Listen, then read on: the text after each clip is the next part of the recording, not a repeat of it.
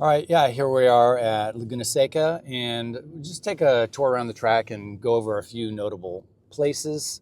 Obviously, we'll go to the corkscrew, but turn one up here is where a lot of riders make a mistake by starting off mid-track here. Actually, you're going to want to be out here a bit wide and then start arcing across and across and across and across and across slowly in order to hit this apex right here. But a lot of riders make the error of getting mid-track on their approach to turn one rather than moving over to the side.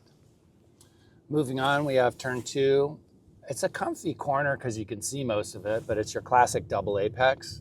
Hit one apex here, come out just a smidge, come back in for that second apex. And this is a pretty hard acceleration zone. And then turn three, this is a tricky one.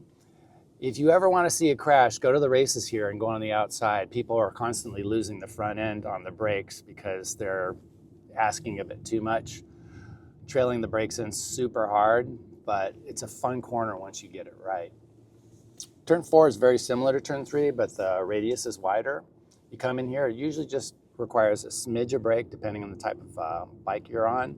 Carrying good roll speed because you want to get that drive down this chute towards turn five. The interesting thing about Laguna Seca is a lot of the corners can be considered more like football plays. In other words, you come up to the corner, you get ready, you go through it, and then there's a bit of a break before the next corners. Certainly not every turn on the track is like that, but these corners are somewhat isolated in that respect, like 2, 3, 4, and also 5 and 6. Of course, there's always a flow to a track, but it's not like Virginia where we have corner, link to corner, link to corner, link to corner. All right, so here we come up to turn 6. It's a bit strange because it's a bit blind, crested going in, and then you see it dips down, and about the time you hit the apex, the corner is basically done. And now we're going for that drive up towards the corkscrew. The thing about the corkscrew is, if you can see the top of the corkscrew and you haven't hit the brakes yet, it's too late. So we can see over here where the asphalt starts to get dark. So that indicates, yeah, that's where people are typically braking. Now, where do you start braking? Well, that depends on how fast your approach is, the type of bike you're on, etc. But in most cases, if you're a powerful motorcycle, you definitely need to be hard on the brakes here. There's a bit of a crest, so you can't over brake as the bike unloads. And then here we are, right at the corkscrew. This is pretty sure the slowest corner on the track. It's between this and the final hairpin. But here we have the corkscrew. Your typical out wide, come in for the apex. And at this stage of the game, you can't really see much. You know it's going to appear rather rapidly. Some people try and aim for a tree off in the background. Well, at the school, we put out these turn points, and even this turn point isn't quite visible until you're right on top of it. But the real trick is getting the bike pointed correctly so that you can make your way down the hill. Let's go outside and have a look at it.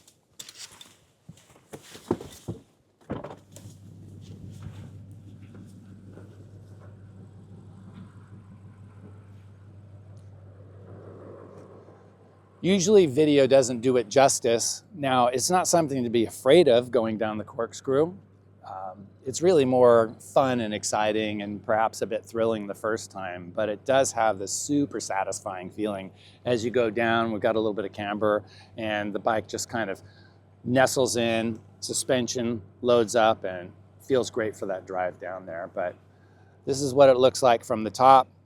And of course, this moment is just the blink of an eye as you're rolling through here. But that's the corkscrew, the famous corkscrew at Laguna Seca. Let's move down a little further.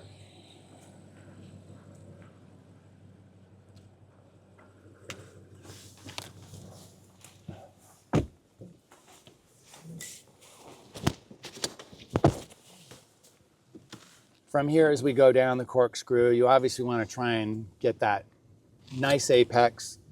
And you can drive the bike pretty darn hard. Depending on the bike, quite often you're up against the stop wide open. You come into turn 9, also known as rainy corner. This actually has a bunch of different options on how you enter it. There really isn't like a right way to do it. I've seen some people entering in really, really low. Sweeping out wide, that's okay.